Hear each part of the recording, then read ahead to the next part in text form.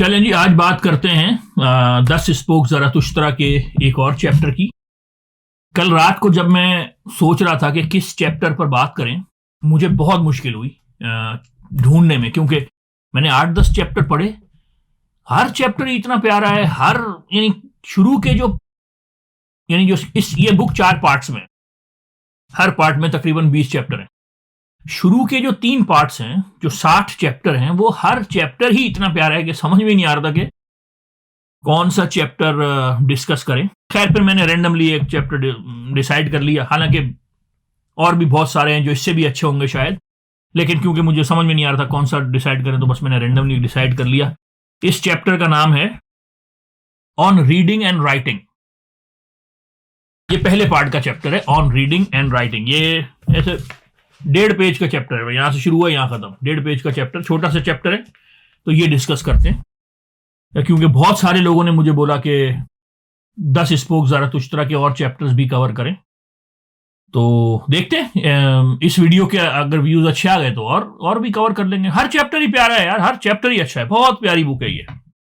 अच्छा जी, ये चैप्टर शुरू होता है, पहली लाइन है इसकी, of all that is written. अच्छा, इस चैप्टर का नाम है on reading and writing. Of all that is written, I love only what a man has written with his blood. Write with blood and you will experience that blood is a spirit. Write with blood कह रहा है, दुनिया में जो कुछ लिखा गया मुझे सिर्फ उससे प्यार है जो खून से लिखा गया, यानी खून से लिखा गया। देखिए, ब्रेवरी जो है ना, ब्रेवरी बहुत बड़ा वर्चू है, बहुत बड़ा वर्चू है। यानी ब्रेवरी वो वाहिद वर्चू है जो ज़रातुश्तरा का भी फेवरेट वर्चू है, यानी नीचा का जो ज़रातुश्त है, और प्लेटो का भी वर्चू है। प्लेटो के जो 4 वर्च्यूज हैं उनमें ब्रेवरी बहुत बड़ा वर्चू है। तो यानी कम से कम एक पॉइंट ऐसा है जिसपे नीचा और ज़रतुश्त, नीचा का ज़रतुश्त और प्लेटो एग्री करते हैं, वो है ब्रेवरी। ब्रेवरी बहुत बड़ा वर्चू है। यानी हम तो आजकल इस तरह की जिंदगी गुजार रहे हैं ना कि हमें तो वो मौका ही नहीं मिलता कि हम ब्रेव लोगों को देख सकें। यानी हमारी जो मशीनी सी लाइफ है, सुबह उठे, ऑफिस गए, शाम को वापस आए, टीवी देखा, सो गए, हम उस माहौल में ही नहीं है कि हम किसी की ब्रेवरी देख सकें। आप अगर कभी किसी ऐसी सिचुएशन में हो जहां पर किसी को मौका मिले कि वो आपको अपनी ब्रेवरी दिखा सके, आप हैरान रह जाएंगे कि ब्रेवरी कितना बड़ा वर्चू है, ब्रेवरी कितना बड़ा मैजिक है, ब्रेवरी में क्या क्या किया जाता है, बहादुरी किस चीज का नाम है। हम ऑफिस में बैठ के सोच रहे होते हैं हर आदमी बहादुर है, ऐसा नहीं है। जो बहादुर होते हैं वो बहुत फर्क होता है उन लोगों में। जो अपनी दास्तान खून से लिख सकते हैं ना, वो हर कोई नहीं लिख सकता भाई। बहादुरी बहुत बड़ा वर्चू है। मैंने आपसे कहा ना, ये कॉमन है प्लेटो में और नीचे में वाहिद कॉमनैलिटी है, इतना बड़ा वर्चू है bravery. Of all that is written, I love only what is written with blood. वो फैज अहमद फैज ने कहा था ना, मेरे आबा यानी एंसेस्टर्स, मेरे आबा के थे ना महरम तौको जंजीर, वो मजामी जो अदा करता है अब मेरा कलम, नोके शमशीर पे लिखते थे बनोके शमशीर। नोके शमशीर पे लिखते थे बनोके शमशीर, रोशनाई से जो करता हूं मैं कागज पे रकम, संगो सहरा पे वो करते थे लहू से तहरीर। बाबा, कागज पे क्या लिखना है, हम कलम पकड़, ऐसी किसी ने उड़ा दी कि pen is mightier than sword. ऐसा नहीं है भाई, सोर्ड इज सोर्ड। इसी बुक में एक चैप्टर है वॉरियर्स पर, अगला ही चैप्टर है शायद, हो सकता अगर इस वीडियो के व्यूज अच्छे आ गए अगली वीडियोस पे बना दूंगा। उसमें बताया नीचा ने वॉरियर किसे कहते हैं भाई, ब्रेवरी किस चीज का नाम है। डरपोक लोग हैं जो पीस ढूंढ रहे होते हैं, जो बहादुर लोग होते हैं वो वॉर ढूंढ रहे होते हैं। अबे इन्हीं चीजों को तो मिस इंटरप्रेट करके हिटलर ने, मतलब नीचा वायलेंट प्रीच नहीं कर रहा है, लेकिन वो बता रहा है कि पीस नहीं चाहिए, चैलेंजेस चाहिए। तो कितना प्यारा जुमला है ना, of all that is written, I love only what a man has written with his blood. अच्छा जी, इसी डायलॉग में एक जुमला है, brave, unconcerned, mocking, violent. Thus wisdom wants us. She is a woman and always loves only a warrior. ये कह रहा है कि विजडम जो है ना, wisdom is a woman and she only loves a warrior. यानी वो कह रहा है विजडम इसको नहीं कहते कि प्लानिंग कर रहे हैं तो सोच रहे हैं, वो कह रहा है लाइफ में स्पॉन्टेनिटी चाहिए, डिसीजन मेकिंग चाहिए, ब्रेव, अनकंसर्न, मॉकिंग, वायलेंट, हर चीज हिसाब किताब, 5 साल में ये कर लूंगा, 8 साल में यूं। Wisdom wants you to be a warrior, सोच सोच के, प्लान कर करके। वो माकियावेली ने भी इस तरह की बात की थी, लेकिन माकियावेली ने जरा बाजारी अंदाज में करी थी। माकियावेली का अपना स्टाइल था। माकियावेली ने कहा था, मेरा ख्याल है द प्रिंस में ही, हाँ द प्रिंस में ही कहा था। मैं माकियावेली का बहुत बड़ा फैन हूं, उसमें कोई शक ही नहीं है, उसने दुनिया हिला के रख दी। लेकिन वो बहुत ज्यादा पढ़ा लिखा आदमी नहीं था, तो उसका अपना स्टाइल था बातों का। तो वो उसने एक जगह लिखा था, क्या लिखा था उसने? लिखा था कि fortune is a woman and you have to ride her. तो उसने थोड़ा इसको एक अपने स्टाइल में कहा था। तो नीचा बहुत इंप्रेस था माकियावेली से। तो कह रहा है ब्रेव, अनकंसर्न, मॉकिंग, वायलेंट, दस wisdom wants us. She is a woman and always loves only a warrior. यानी प्लेटो के वर्च्यूज में तो नॉलेज और इस तरह की चीज है ना, वो कह रहा है वॉरियर मांगता है, विजडम वॉरियर मांगता है। अच्छा जी, फिर कहता है what do we have in common with the rosebud which trembles because a drop of dew lies on it.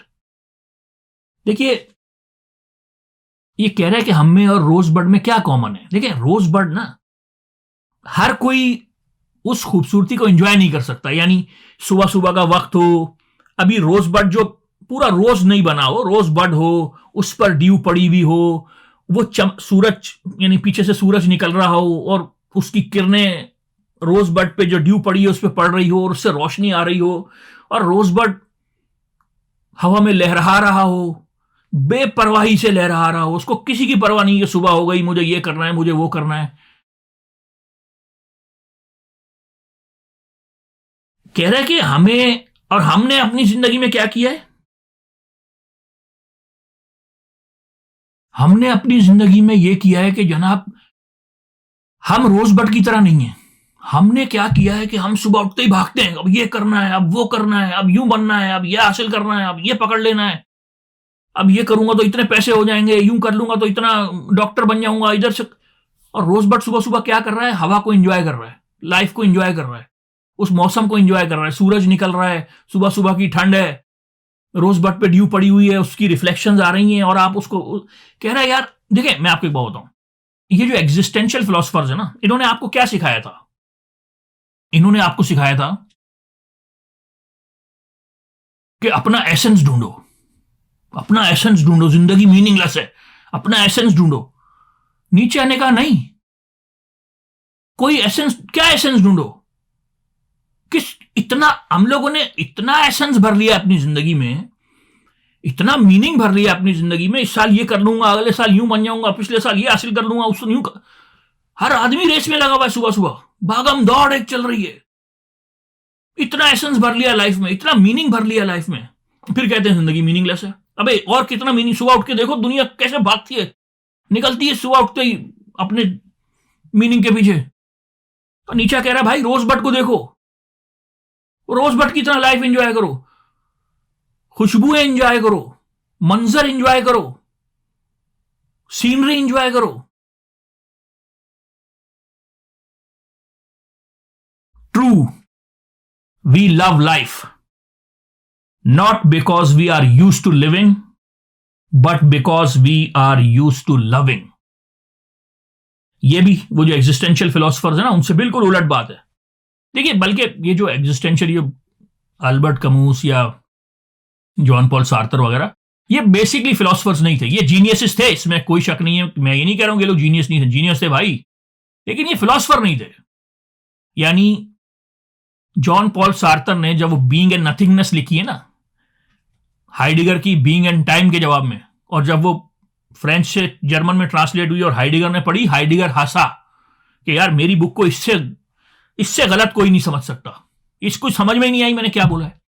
तो वो हाइट, तो मैं कहना ये चाह रहा हूं, कमूस ने अपनी एक बुक में इस जुमले को उल्टा लिखा है कि हमें लिविंग की आदत है। नीचा क्या कह रहा है? नीचा बिल्कुल उल्टा कह रहा है। नीचा कह रहा है true we love life, true we love life not because we are use to living but because we are use to loving. देखिए, हमको जिंदगी की आदत नहीं हो गई है। ऐसा नहीं है कि भाई मैं 60 साल से जी रहा हूं तो चलो मैं और जी लूं, मुझे इस जिंदगी की आदत है, ऐसा नहीं है। हमें जिंदगी से प्यार है। देखिए, लव जो है ना, लव हमारी एग्जिस्टेंस का सेंट्रल एक्सपीरियंस है। लव बड़ा मल्टी डायमेंशनल चीज है। सिर्फ ऐसा नहीं कि आपको किसी इंसान से ही प्यार हो सकता है, आपको अपने आप से प्यार हो सकता है, अपने किसी पैशन से प्यार हो सकता है, किसी क्रिएटिव आर्ट से प्यार हो सकता है, आपको किसी मंजर से प्यार हो सकता है, नेचर से प्यार हो सकता है, आपको लाइफ की मिस्ट्रीज से प्यार हो सकता है। लव बड़ा ट्रांसफॉर्मेटिव एक पावर का नाम है। मतलब लव स्टैटिक नहीं है, लव हीलिंग है, लव कंसोलिंग है, लव आपको सेल्फ डिस्कवरी में हेल्प देता है, आपको अपना आप समझ में आता है, लव आपको कंप्लीट करता है। क्या कह रहा है? Not because we are use to living but because we are use to loving.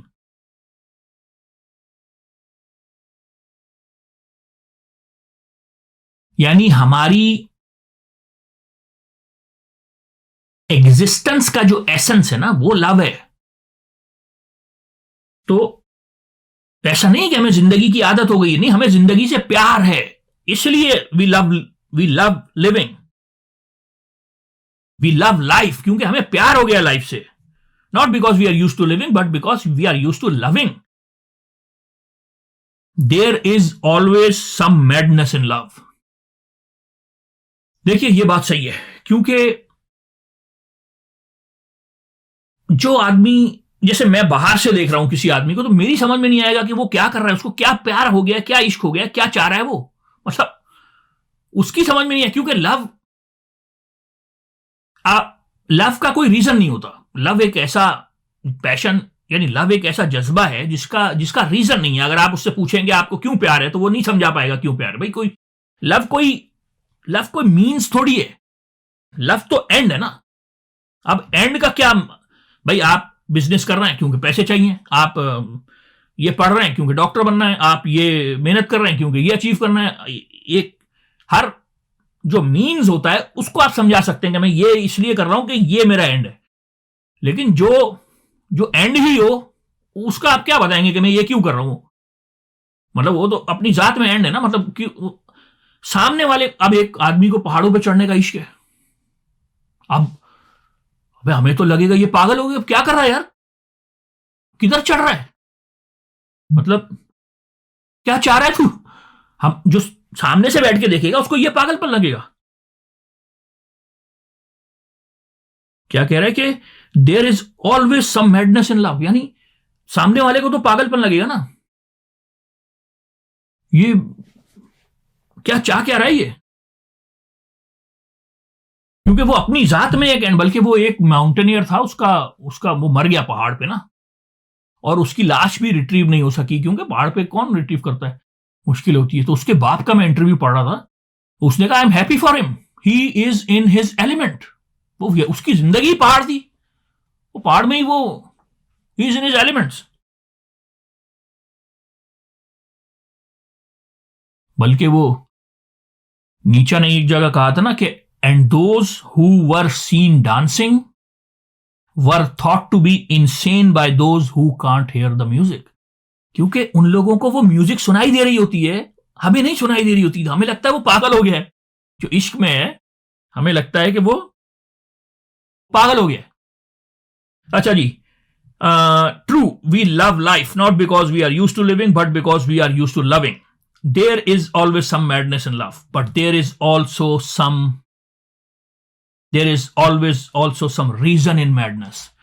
देखिए, ये बात सही है, यानी हमें तो पागलपन लग रहा होता है ना कि इसको क्या हो गया है, लेकिन जो प्यार में होता है उसकी जिंदगी ही प्यार होती है, उसका रीजन ही प्यार, उस पागलपन के पीछे उसका रीजन होता है। यहां पे इसने थोड़ा सा शेक्सपियरियन स्टाइल, क्योंकि ये पोएट्री है ना,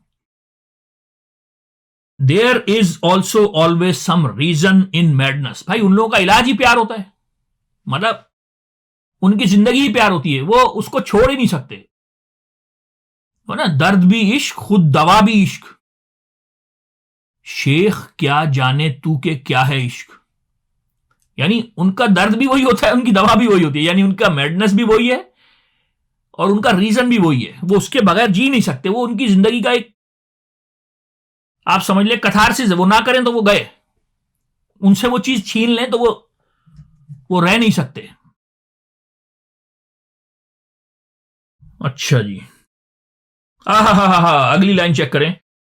बोलता है I would believe only in a God who could dance, and when I saw my devil I found him serious, thorough, profound.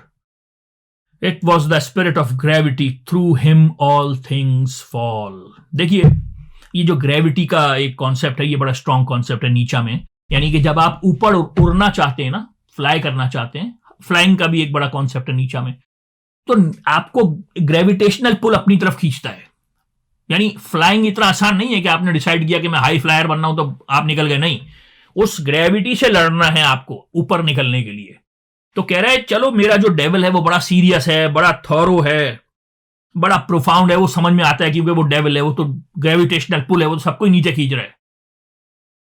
I would believe only in a God who could dance, यानी मैं सिर्फ उस खुदा पर ईमान लाऊंगा जो dance कर सके। देखिए ये चैप्टर में ना इसने इश्क की बड़ी बातें की हैं।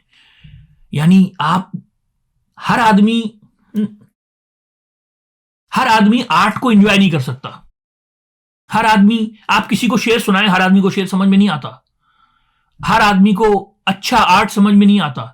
आप किसी को कोई चांदनी रात का अच्छा सा मंजर दिखाएं कि अंधेरा हो रहा है, चांद निकला हुआ है, रात का क्या बेहतरीन हल्के हल्के से सितारे चमक रहे हैं, कितना बेहतरीन मंजर है, उसको समझ में नहीं आएगा। रोजाना तो होता है, इसमें क्या है। यानी इस तरह के जो लोग हैं ना, जिनको आर्ट समझ में नहीं आता, जिनको म्यूजिक समझ में नहीं आती, जिनको डांसिंग समझ में नहीं आती, जिनको क्रिएटिविटी समझ में नहीं आती, जिनको खूबसूरती समझ में नहीं आती, उन लोगों से वो लोग प्यार में भी नहीं होते, उन लोगों से प्यार भी नहीं हो सकता। यानी नीचा ये कह रहा है वो लोग ऐसी जिंदगी गुजारते हैं कि वो प्यार भी नहीं कर सकते। यानी बल्कि वो, मैं बचपन में एक टीवी पे ड्रामा आता था जाविया, उस पे वो अशफाक अहमद साहब होते थे, दरबारी किस्म के इंटेलेक्चुअल थे वो। पाकिस्तान में सारे दरबारी होते हैं, मेरा ख्याल है जालिब को छोड़ के किसने रेजिस्टेंस लिखी पाकिस्तान में। तो वो जाविया बड़ा अच्छा, मरने से पहले ना हमारे यहाँ सारे लोग रेवोल्यूशनरी हो जाते हैं 5-8 साल पहले ना। जैसे वो अहमद फराज भी एंड में हामिद मीर के प्रोग्राम में बैठ के मुशर्रफ के खिलाफ बोलते थे। अनवर मकसूद सारी जिंदगी परवेज मुशर्रफ के गीत गाए और अब वो भी रेवोल्यूशनरी चल रहे हैं। तो हमारे यहाँ हो जाता है बुढ़ापे में ना, तो थोड़े से रेवोल्यूशनरी हो जाते हैं। लेकिन तो हाँ, अशफाक अहमद का एक जुमला था, मैंने बचपन में सुना था, मुझे आज तक याद है, जाविया प्रोग्राम में सुना था। वो बोलते हैं कि जब कोई इंसान खूबसूरत होता है ना, तो वो नजर आने लग जाता है। यानी आपको पता चल जाता है खूबसूरत, अचानक से वो अट्रैक्टिव हो जाता है, अचानक से वो खूबसूरत लगने नजर आ, अचानक से उस यानी प्यार आप छुपा नहीं सकते। यानी वो जो इश्क में होता है वो नजर आ जाता है कि बाबा इश्क भाई इश्क फरमा रहे हैं। मानी इश्क एक ऐसी चीज है, वो ऐसा ट्रांसफॉर्मेटिव पावर है कि वो एक फौरन से नजर आना शुरू हो जाता है इंसान के अंदर चेंज। मैंने आपसे कहा ना, इश्क आपको क्रिएट करता है, इश्क आपको ट्रांसफॉर्म करता है, कंप्लीट करता है, हील करता है। तो वो जो हीलिंग प्रोसेस इश्क का शुरू होता है वो फौरन से नजर आना शुरू हो जाता है जो इश्क में होता है। और जो इश्क में नहीं होता उसको समझ में नहीं आता। ये वो कहते हैं ना कि तुमने इश्क का नाम सुना है, हमने इश्क किया है। यानी ये बहुत फर्क है नाम सुनने में और करने में। जिसने नहीं किया उसको पता ही नहीं है क्या है। जिसने इश्क नहीं किया ना, वो समझ ही नहीं सकता ये कैसा जज्बा है। वो पोलो कोलो ने कहा था ना,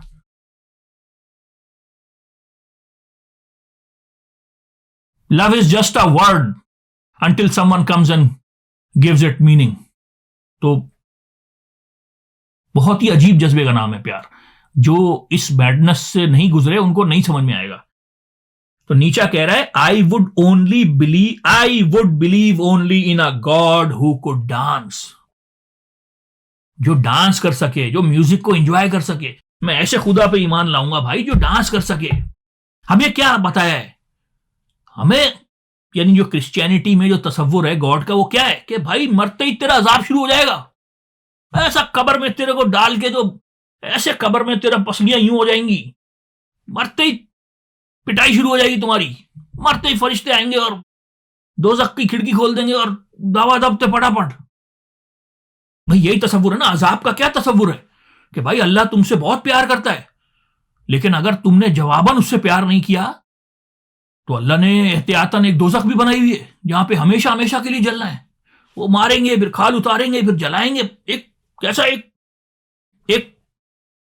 आइडिया, कितना एक डरावना भयानक खुदा का दिया हुआ है मौलवियों ने।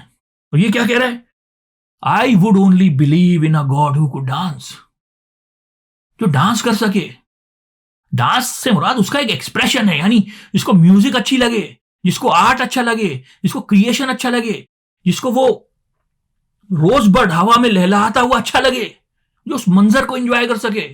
ये काट पीट और मार पीट, वो कह रहा है वो वाला गॉड नहीं मांगता है।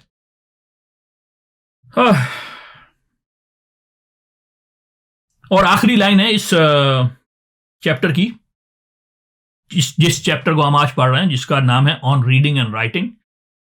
इसकी आखिरी लाइन है, now I am light, now I fly, now I see my self beneath my self, now a god dances through me, now a god dances through me. भाई ये पोएट्री है, मैं इसका क्या मतलब, पोएट्री तो कोई भी, बहुत ही सादा इंग्लिश है, मतलब सबको समझ में आ गई है। अब मैं क्या इसका, now I am light, now I fly, now I see my self beneath my self, now a god dances through me. अगर आपने खलील जिब्रान को पढ़ा हो, खलील जिब्रान भी ऐसे लिखता है। वो नीचा से बड़ा इंप्रेस था, खास तौर पर 10 स्पोक ज़रतुश्तरा से।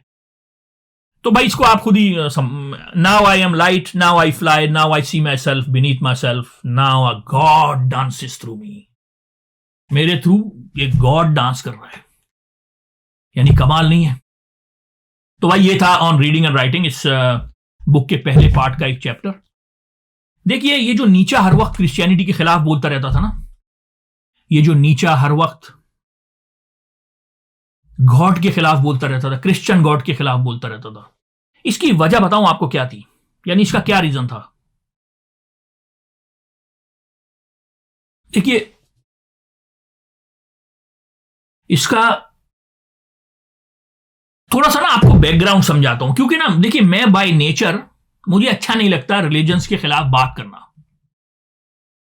मैं रिलीजन हो, फिलॉसफी हो, साइंस हो या पोइट्री हो, इन चारों को बराबर समझता हूं। मैं समझता हूं ये चारों तरीके हकीकत तक पहुंचने की कोशिशें हैं और बहुत अच्छी कोशिशें हैं। मैं इन चारों को बराबर समझता हूं। साइंस ने हमारी जिंदगी आसान कर दी है, ये इसमें कोई शक नहीं। सारी ये हमारा इर्द गिर्द, ये कैमरा, ये माइक, ये लाइट, ये कंप्यूटर, ये सब कुछ साइंस ने किया है। ये मेरा चश्मा, हमारी जिंदगी आसान कर दी है साइंस ने। लेकिन science is not in the business of truth any more. Science just wants to make our life easy. तो इसलिए जो हकीकत को जानने की तरफ का एक सफर था ना, जो साइंस शुरू में जिसने चाहा था कि हम हकीकत की तरफ बढ़ेंगे, वो नहीं हो रहा है। लेकिन फिर भी मैं साइंस को, रिलीजन को, पोइट्री को और फिलॉसफी को बराबर समझता हूं। तो इसलिए मुझे रिलीजन के खिलाफ बात करना अच्छा नहीं लगता। नीचा को मैं पढ़ता हूं, मैं पढ़ता हर एक को, लेकिन मेरा मिजाज नहीं है कि मैं रिलीजन के खिलाफ बात करूं। जैसे मिसाल के तौर पे अगर आपने वो पढ़ी हो किताब सलमान रुश्दी की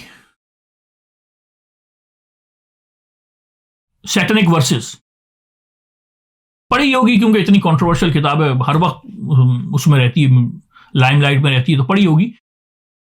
उसमें कितनी गालियां हैं, यानी गालियां ही गालियां हैं उसमें, और गालियां उर्दू में। नॉवेल इंग्लिश में है और गालियां उर्दू में है, यानी फुल माँ की गाली, बहन की गाली, हराम ज्यादा, चूतिया, हर तरह की गाली है उस नॉवेल में। इंग्लिश नॉवेल में उर्दू की गालियां, और गालियां भी दी हैं बड़े बड़े लोगों को, यानी हजरत इब्राहिम को, इस तरह के ना, सलमान फारसी, उस तरह बड़े बड़े बिलाल हबशी और इस तरह। और क्योंकि मैजिकल रियलिज्म है तो भाई भाई जो जो मुंह में आया लिख दो, तो इसको उसके साथ सुला दिया, उसने ये कर दिया, तो बहुत वायलेंट नॉवेल है। तो मेरा मिजाज नहीं है कि मैं किसी भी मजहब का इतना, इसलिए नहीं कि मेरा बैकग्राउंड इस्लामिक है, भाई कोई भी रिलीजन हो, फ्रीडम ऑफ एक्सप्रेशन का ये मतलब नहीं है कि भाई जो मुंह में आए बोल दो। तो मैं कहना ये चाह रहा हूं कि मैं किताबें पढ़ता जरूर हूं, लेकिन जो इस तरह की बुक्स होती है ना, वायलेंट बुक्स जिसमें मजाहिब के खिलाफ बोला जाता है, वो मुझे अच्छा नहीं लगता। पढ़ता मैं सब कुछ हूं, लेकिन मेरा ये नेचर नहीं है कि रिलीजन्स को डिग्रेड किया जाए। ये जो मेटाफिजिकल नैरेटिव्स होते हैं किसी भी नेशन के, ये बहुत सदियों के निचोड़ के बाद बनते हैं। ये दे आर नॉट जोक्स कि आप उनको मजाक कर रहे हैं। हर चीज को रैशनलाइज नहीं किया जा सकता, मैं कहना यह चाह रहा हूं। तो अच्छा, मैं आपको बताता हूं नीचा को मजहब से नफरत क्यों थी। ये आपको समझ में आएगा ना, तो आपको बैकग्राउंड पता चलेगा इस चीज का। देखिए कि क्रिश्चियनिटी बनी है ग्रीक ट्रेडिशन और हिब्रू ट्रेडिशन के मर्जर से, ठीक है, सबको पता है। ग्रीक ट्रेडिशन और हिब्रू ट्रेडिशन को मिलाकर क्रिश्चियनिटी बनाई गई। अब ये जो ग्रीक ट्रेडिशन है ना, ये जो ग्रीक, देखें ये नीचे का माइंडसेट समझा रहा हूं आपको। दो ट्रेडिशंस थी, स्ट्रॉन्ग ट्रेडिशंस, इनके कॉम्बिनेशन से क्रिश्चियनिटी बनी है। ये ग्रीक ट्रेडिशन बहुत रिच ट्रेडिशन है, बहुत रिच ट्रेडिशन है। यानी इनके यहां जो इनकी जो इंटेलेक्चुअल वेल्थ है ना, जो इनकी फिलोसॉफिकल वेल्थ है, जो इनकी फिलोसॉफिकल डेप्थ है, जो ग्रीक फिलोसफी है, दुनिया की सबसे ज्यादा रिच इंटेलेक्चुअल ट्रेडिशन है ये। इससे अच्छा आपको ये आएगा, वो नीचे कमेंट्स में लिखते हैं ना, वो पिरामिड्स भी तो बनाए थे। भाई वो तो पता ही ना किसने बनाए थे। मैं नॉन हिस्ट्री की बात कर रहा हूं। नॉन हिस्ट्री में सबसे ज्यादा जो रिच इंटेलेक्चुअल ट्रेडिशन है वो ग्रीक ट्रेडिशन है। यूरोपियंस अपने ग्रीक ट्रेडिशन को नहीं छोड़ सकते। आप कुछ भी कर लें, आप प्लेटो को इनकी जिंदगी से नहीं निकाल सकते। प्लेटो हर जगह है, प्लेटो इनके डीएनए में है। प्लेटो, हमें जिनको नजर आता है ना, उनको पता है कि ये पूरी जिंदगी प्लेटो पे उठी हुई है। ग्रीक फलसफे से ये लोग नहीं, क़यामत तक नहीं निकल सकते। वो इतनी स्ट्रांग रिच ट्रेडिशन है इनकी। बात समझ रहे हैं? यानी वो मीर साहब ने कहा था ना कि चशम हो तो आईना, खाना है दहर, मुंह नजर आते हैं दीवारों के बीच। तो प्लेटो हर जगह है भाई, आप प्लेटो को नहीं हरा सकते। ये ग्रीक ट्रेडिशन किसी भी प्री सोक्रेटिक फिलोसोफर को, हेराक्लाइटस आप समझते मर गया, उसने कहा you can not dip into the same river twice. जिंदगी फ्लक्स है।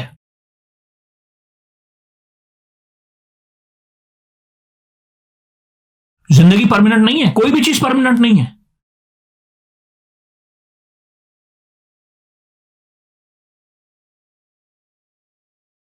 पार्मेनिडीज ने क्या कहा? पार्मेनिडीज ने कहा man is the measure of all things. यार इससे बड़ा जुमला कहा जा सकता है? इससे बड़ा जुमला सोचा जा सकता है? यह जुमला पूरी फिलॉसफी है, man is the measure of all things. तो ये जो ग्रीक ट्रेडिशन है ना, ये हेराक्लाइटस, ये डेमोक्राइटस, ये एपिक्यूरस, ये डायोजीन, ये प्लेटो, ये सोक्रेटिस, ये पाइथागोरस, ये बहुत रिच ट्रेडिशन है। ये नहीं छोड़ सकते यूरोपियंस। और दूसरे यहां पे ट्रेडिशन है, ये हिब्रू ट्रेडिशन है। हिब्रू ट्रेडिशन भी रिच ट्रेडिशन है। मैं किसी ट्रेडिशन को दूसरी ट्रेडिशन से ऊपर नहीं मानता हूं। मैं ये नहीं कह रहा हूं कि ये बुरी है, ये अच्छी, दोनों ट्रेडिशंस हैं, लेकिन ये दोनों मुख्तलिफ ट्रेडिशंस हैं भाई। ये दौर ही और है, दुनिया ही और है, कल्चर ही और है, माहौल ही और है, जबान ही और है। इतनी दो डाइवर्स ट्रेडिशंस को आप कैसे मिला सकते हैं? बात समझने की कोशिश कर रहे हैं। यानी आपने यहां की ट्रेडिशन उठा के यूरोप पे थोप दी, जिनकी अपनी इतनी रिच ट्रेडिशन थी। बात समझ रहे हैं? हिब्रू ट्रेडिशन आपने उठाई और थोप दी यूरोप पे। समझने की कोशिश कर रहे हैं? यानी नीचा समझता था ये ईसाइयत हमारी है ही नहीं, ये कहां से ले आए तुम भाई? ये जो ट्रेडिशंस होती है ना, ये जो मेटाफिजिकल नैरेटिव्स होते हैं, जो माइथोलॉजी होती है, ये बड़े जमाने के निचोड़ के बाद बनती है। एक दिन में ये सनातन धर्म एक दिन में बन गया था क्या? सदियां लगती हैं भाई ये बनते बनते। ये जो रिलीजन होते हैं ये सेंट्रल नैरेटिव होते हैं। जिंदगी का हर नैरेटिव इनसे जुड़ा हुआ होता है। खाना कैसे खाना है, लोगों से कैसे मिलना है, यानी ये सेंट्रल, हर चीज इससे जुड़ी हुई होती है, ये ऐसा नैरेटिव है। समझ रहे हैं? बहुत सारी चीजें होती हैं जो हर चीज से एसोसिएटेड, लेकिन रिलीजन सेंट्रल है। सोना कैसे है, जागना कैसे है, उठना कैसे है, शादी कैसे करनी है, ये कैसे, हर चीज ये सेंट्रल नैरेटिव है। आप किसी का सेंट्रल नैरेटिव उठा के किसी पे ठोक दें तो वो, भाई बड़ी कोशिश करी पहले इन्होंने क्रिश्चियनिटी को, ऐसे ही नहीं थोपा, पहले क्रिश्चियनिटी को प्लेटनाइज किया, प्लेटो के फलसफे पे बिठाया क्रिश्चियनिटी को, फिर यूरोप पे थोपा। लेकिन प्लेटो का फलसफा और क्रिश्चियनिटी में फर्क है भाई। प्लेटो के यहां जिस्म की इज्जत ही नहीं है, प्लेटो के यहां सोल की इज्जत है। और क्रिश्चियनिटी में क्या बोलते हैं? क्रिश्चियनिटी में बोलते हैं द वर्ड बिकेम फ्लैश, बल्कि वर्ड में मजा नहीं आया, द लोगोस बिकेम फ्लैश। बात समझ रहे हैं? लोगोस बिकेम फ्लैश, यहां पे इनकारनेशन का, खुदा जिस्म में आ गया, यहां जिस्म में खुदा आ गया। या प्लेटो कह रहे हैं जिस्म की कोई अहमियत ही नहीं है। बात समझ रहे हैं? यानी ये दो ट्रेडिशंस में फर्क है, इतना जमीन आसमान का फर्क है। तो प्लेटन, आपने क्रिश्चियनिटी को प्लेटनाइज करके थोपा यूरोप पे, नहीं चला भाई। मैं आपको बात बताऊं,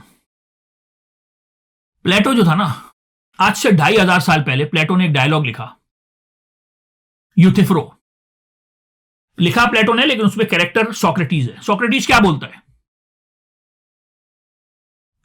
यूथिफ्रो में? मैंने उसकी वीडियो भी बनाई है, आप देखिए वो। यूथिफ्रो में सोक्रेटिस बोलता है कि कोई एक्शन अच्छा होता है क्योंकि वो खुदा को पसंद होता है, या वो खुदा को पसंद ही इसलिए होता है कि वो अच्छा होता है। यानी आज से 2500 साल पहले प्लेटो ये सवाल छोड़कर गया। प्लेटो के किसी डायलॉग में जवाब नहीं है, सवाल ही सवाल है। आपको पता है ना, किसी का जवाब नहीं देकर गया वो।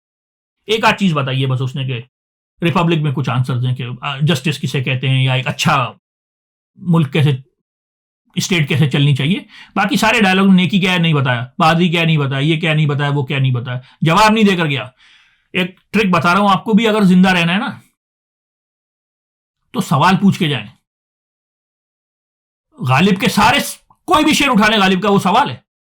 नक्श फरियादी है किसकी शौकी तहरीर का, सब्जा गुल कहां से आए हैं, हर गालिब का कोई भी शेर उठा लें आप।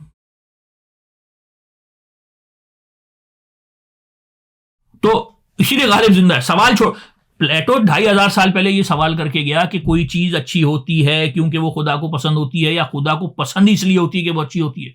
ये है रैशनैलिटी। वो चीजों को रैशनलाइज कर रहे थे। मैं किसी ट्रेडिशन को एक दूसरे से ऊपर नहीं समझता हूं, हर ट्रेडिशन मुख्तलिफ है। ये अगर चीजों को रैशनलाइज कर रहे थे, इससे ये मतलब नहीं कि ये ऊपर थे। ग्रीक ट्रेडिशन अपनी ट्रेडिशन है। यहां पर सच क्या है? यहां पर सच ये है कि अल्लाह ने हजरत इब्राहिम को बोला कि इसहाक का गला काट दो, तो काट दो। ट्रेडिशंस में फर्क समझ रहे हैं? ये इनकी सच्चाई है, रेवलेशन। वही में आ गया, हजरत इब्राहिम को बोल दिया इसका गला काट दो, तो काट दो, इसहाक का गला काट दो। सोचने का नहीं, वो सच है। खुदा ने बोल दिया, वो सच है, आप डिबेट नहीं कर सकते। और यहां पे अफलातून क्या बोल रहा है? वो एक्शन अच्छा होता है क्योंकि खुदा को पसंद होता है, या यहां पे क्या है कि अल्लाह ने बोल दिया काट दो तो काट दो। सोचने का नहीं, जो अल्लाह ने बोल दिया वही हक है, वही सच है, वही ट्रूथ है। मैं दोनों ट्रेडिशंस की इज्जत करता हूं, डोंट गेट मी रॉन्ग, लेकिन फर्क है। मैं समझाना ये चाह रहा हूं, फर्क है। आप यहां का माल उठा के यहां नहीं थोप सकते। कल्चर डिफरेंट है, माहौल डिफरेंट है, जबान डिफरेंट है। नीचा को इसलिए ईसाइयत से नफरत थी कि भाई ये हमारी है ही नहीं, ये किधर से आ गई। समझने की कोशिश कर रहे हैं कि वो ये मेटाफिजिकल नैरेटिव हमारा है ही नहीं, ये हम पे क्यों थोप दिया गया है।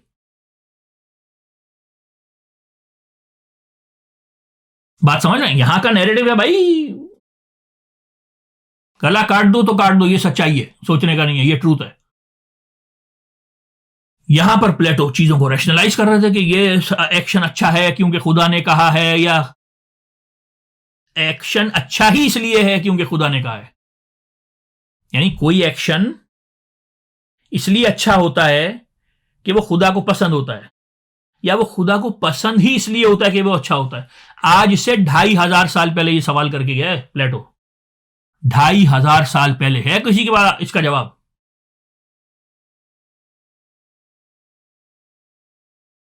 बात समझ में आई आपको? तो रैशनैलिटी इनकी ट्रेडिशन में है, तो आपने यहां से लाके क्रिश्चियनिटी थोप दी इन पे, तो वो तो रैशनलाइज करे भाई उनका। भाई एक ट्रक का इंजन आपने गाड़ी में लगा दिया, वो चलेगी नहीं, इंजन फर्क है भाई। आपने पहले प्लेटोनाइज किया क्रिश्चियनिटी को, फिर एरिस्टोटलाइज किया क्रिश्चियनिटी को कि चलो अरस्तु के फलसफे को अपना लो, प्लेटो नहीं बैठ रहा तो अरस्तु को बिठा दो। थॉमस एक्वाइनस ने यहां पढ़ी होगी, ये लिखी सुमा थियोलॉजिका, इतनी बड़ी किताब लिखी, लेकिन नहीं जमा। अरस्तु ने बोला कायनात इटरनल है, अरस्तु ने बोला कायनात इटरनल है, ईसाइयत में कायनात इटरनल नहीं हो सकती। अगर कायनात अल्लाह ने बनाई है, कायनात 6 दिन में बनाई है, जेनेसिस पहले चैप्टर में लिखा है बाइबल के, 6 दिन में बनाई, अल्लाह ने 7वें दिन आराम किया। और अरस्तु कह के गया कि कायनात इटरनल है, तो ये तो नहीं बैठा। अगर आपने वो किताब पढ़ी हो गजाली की, द इनकोहेरेंस ऑफ फिलोसोफर्स, पहला चैप्टर ही इस बात पर है, क्योंकि क्रिश्चियंस ने तो ईसाइयत को अरस्तु के जरिए बचाने की कोशिश करी। हमारे यहां भी ये मसला हो गया, गजाली ने नहीं माना कि कायनात इटरनल है, क्योंकि अरस्तु ने बोल दिया इटरनल है, तो ऐसे ही इटरनल है। फिलोसफर्स ने बोल दिया इटरनल है, तो इटरनल नहीं। तो ईसाइयत में भी और इस्लाम में भी कायनात का एक स्टार्टिंग पॉइंट है, इसका कोई बनाने वाला है, इटरनल नहीं है। तो मैं कहना यह चाह रहा हूं कि पहले आपने प्लेटो पे बिठाने की कोशिश करी ईसाइयत को, फिर आपने अरस्तु पे बिठाने की कोशिश करी ईसाइयत को, लेकिन नहीं बैठी। यहां की ट्रेडिशन आज से 2500 साल पहले प्लेटो चीजों को रैशनलाइज कर रहा था, पूछ रहा था भाई ये कैसे होता है, यूं कैसे होता है, ये कैसे होता है। और यहां की ट्रेडिशन फर्क है। यहां के बोला इसहाक को बोला काट दो तो काट दो। दोनों ट्रेडिशन की मैं इज्जत करता हूं, दोनों बराबर हैं। मैं कहना यह चाह रहा हूं दोनों फर्क हैं। इधर की ट्रेडिशन आप इधर, तो यहां पे जब बाइबल आई है तो इन्होंने बाइबल को रैशनलाइज किया, इन्होंने बाइबल को रैशनलाइज किया। और जाहिर सी बात है, एक रिवील्ड रिलीजन को आप कैसे रैशनलाइज कर सकते हैं? आप अगर बाइबल को अकल पर परखना शुरू कर देंगे तो बाइबल तो फेल हो जाएगी, कोई कुरान भी फेल हो जाएगा। जो रिवील्ड रिलीजन होता है वो तो एक ईमान का हिस्सा, वो बिलीफ सिस्टम होता है। आपको सबूत नहीं दिए जाते कि ये खुदा का सबूत है और ये नबूवत का सबूत नहीं, आपका एक बिलीफ सिस्टम है।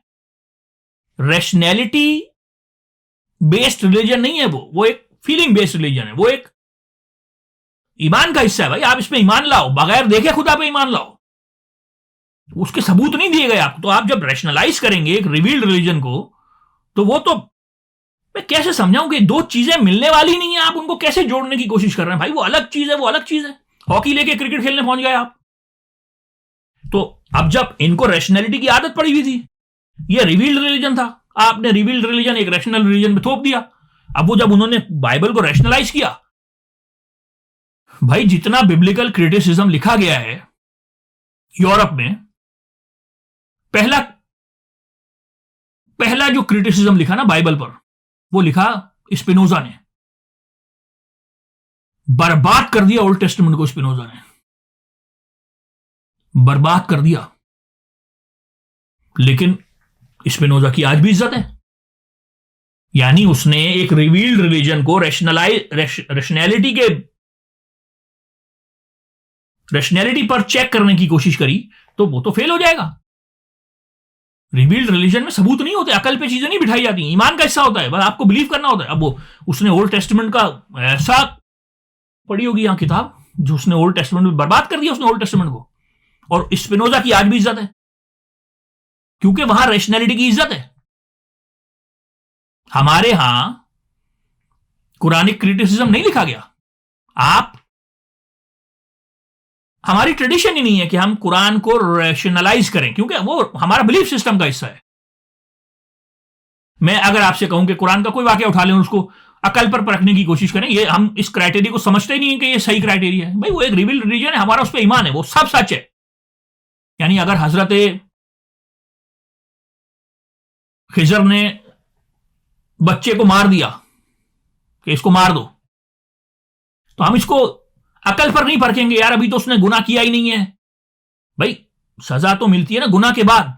अभी तो वो बच्चा है, अभी तो वो पता नहीं कब जाके गुनाह करे नहीं करे, यानी ये कैसे प्रेसिडेंस आप सेट कर रहे हैं कि मुझे भाई कुरान एक मिसाल है ना हम लोगों के लिए। तो अगर हम अकल पे इस वाक्य को परखना शुरू कर दें तो लोग तो कहेंगे यार ये किस तरह की मिसाल देने की कोशिश, मतलब यानी इसका मतलब मुझे अगर लगे कि ये बंदा बड़े होकर बुरा आदमी बनेगा, मैं मार दूं उसको। तो हम इन चीजों को रैशनलाइज नहीं करते। यानी हमारा रिवील्ड रिलीजन है, रिवील्ड रिलीजन को आप रैशनलाइज करने की कोशिश करेंगे तो आप, वो एक बिलीफ सिस्टम का हिस्सा है। हम उस तरह से कुरानिक क्रिटिसिज्म नहीं लिख सकते जैसे स्पिनोजा ने, और लिखेंगे तो हमको जिंदा नहीं छोड़ा जाएगा। बात समझ, क्योंकि ये सिस्टम अलग है। तो ये सिस्टम आपने इन पे थोप दिया, एक रिवील्ड रिलीजन जो बिलीफ सिस्टम का हिस्सा था वो आपने इन पे थोप दिया। इन्होंने चीजों को रैशनलाइज किया तो वो तो बाइबल को कैसे रैशनलाइज करेंगे आप? लेकिन क्योंकि रैशनलाइज करना इनके सिस्टम का हिस्सा था, उन लोगों की आज भी इज्जत है। यहां पे अगर आप कुरान को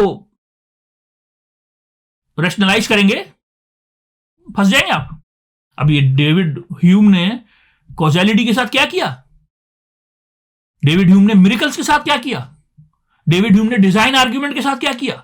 डिजाइन आर्ग्यूमेंट यानी कि ये पहले बोलते थे ना ये कायनात है तो इसका कोई बनाने वाला होगा, यानी कि वो एक्टिवली चला नहीं रहा है लेकिन बनाया तो किसी ने होगा ना, ये इतनी बड़ी कायनात ऐसी तो नहीं बन गई, इसको डिजाइन आर्ग्यूमेंट बोलते हैं। तो उसके साथ क्या किया डेविड ह्यूम ने, लेकिन डेविड ह्यूम की आज भी इज्जत है क्योंकि यहां पर रैशनैलिटी की इज्जत है। देखिए मैं आपको एक बात बोलूं, दर्द से बोल रहा हूं ये जुमला, खुश होके नहीं बोल रहा हूं। ये जो वेस्ट समझता है ना कि रीजन पर इनके बाप का कब्जा है, आप दें हेगल को गालियां दें, आप दें मैक्स वेबर को गालियां दें, लेकिन हकीकत यह कि इसमें सच्चाई भी है, इसमें सच्चाई भी है। गालियां दें आप, हेगल को दें मैं भी दूंगा, मैक्स वेबर को दें गालियां मैं भी दूंगा। ये जो समझते हैं ना ये ईस्ट के लोग तो स्पिरिचुअल होते हैं, ये तो मिस्टिकल होते हैं, ये तो शायरी पोएटिकल लोग होते हैं, हम रीजन पर चल रहे हैं, इसमें सच्चाई भी है थोड़ा सा ना। हमने रीजन को सस्पेंड ही कर दिया। कोई रिलीजियस बात हो, चलो आप कुछ मेटाफिजिकल नैरेटिव्स की जरूरत होती है, कुछ नैरेटिव्स ऐसे चाहिए होते हैं जहां आप रीजन ना लड़ाएं, लेकिन यार अब हर आदमी मौजा कर रहा है, हर आदमी कुछ भी बोल रहा है, इसमें से गुजर जाओ ये मिल जाएगा उसमें। अबे अकल बिल्कुल ही सस्पेंड कर दी है, इधर से दूध बहा दो इतना मिल जाएगा, ये हो जाएगा वो हो जाएगा। तो मैं कहना ये चाह रहा हूं, बैक टू द पॉइंट, ये नैरेटिव बिल्कुल मुख्तलिफ था। ये जो क्रिश्चियनिटी का नैरेटिव था ना, आपने ये थोपने की कोशिश करी यूरोपियंस पे। यूरोपियन के ट्रेडिशन और थी, उनको प्लेटो और सोक्रेटिस और एरिस्टोटल कुछ और ही सिखा कर गए थे, वो कुछ अरसे तो थोप दिया आपने, लेकिन इवेंचुअली भाई प्लेटो जीत गया, मतलब उसको नहीं छोड़ेंगे ये वेस्टर्नर्स। तो फिर वो क्रिश्चियनिटी फेल हो गई, आज क्रिश्चियनिटी खत्म हो गई यूरोप से। अभी वो ओलंपिक्स में कैसा मजाक उड़ाया लास्ट सफर का, क्या जरूरत थी उसकी भाई, क्या जरूरत थी उसकी, बस शुगल। तो इसलिए प्लेटो को इसलिए नीचा को ना नफरत थी क्रिश्चियनिटी से, वो इनका सिस्टम ही नहीं था, इन पे थोपा गया था। ये बोलता था नीचा चाहता था हम अपने हमारा जो सिस्टम है, जो हम जिस भाई ये सिस्टम इतने मुख्तलिफ है। मैं आपको एक बात बताऊं, कुछ सिस्टम्स होते हैं सिस्टर सिस्टम्स, यानी सिस्टर लैंग्वेजेस। मेरे सामने को अरबी बोलेगा मुझे थोड़ी बहुत समझ में आएगी कि क्या बोल रहा है, पर्शियन बोलेगा मुझे समझ में आएगा कि क्या। अब दो कल्चर इतने फर्क है, यहां पे या बोलते हैं वहां पे जा बोलते हैं, जबान में फर्क देखें, यहां पे जबानों का सिस्टम ही और है भाई। यहां पे याकूब बोलते हैं वहां पे जैकब करना पड़ा, यहां पे यूसुफ बोलते हैं वहां जोसेफ करना पड़ा, यहां पे यहया बोलते हैं वहां जॉन करना पड़ा।